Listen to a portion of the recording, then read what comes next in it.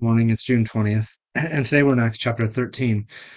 And in Acts 13, Paul and Barnabas are in Pisidian Antioch, so up in Asia Minor. And this is an amazing sermon that he gives there, kind of a summary of the gospel. I think Luke includes these every once in a while in the book of Acts to remind us about the centrality of the message and what that message was that Paul preached and the message that Peter preached. It's actually very similar to what Peter preached in Acts chapter 10. Um, but interesting, actually, Acts chapter 2 as well at Pentecost. So there's a lot of similarities between these here.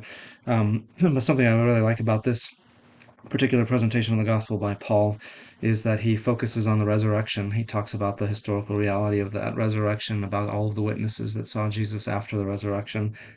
And he quotes scripture to talk about that having been predicted in the Old Testament, prophesied about in the Old Testament, and then fulfilled in Jesus.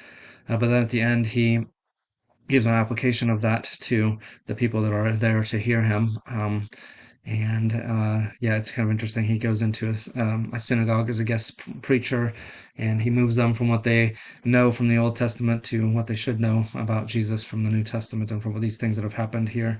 And so at the end, in verse 38, he says, "Therefore, my friends, I want you to know that through Jesus the forgiveness of sins is proclaimed to you.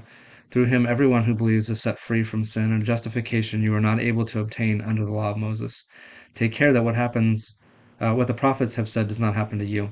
Look, you scoffers, wonder and perish, for I am going to do something in your days that you would never believe, even if someone told you." So what Paul is saying is, here I am to tell you, to give you personally the message that something that seems unbelievable, the resurrection of Christ and the fulfillment of these Old Testament prophecies in this way.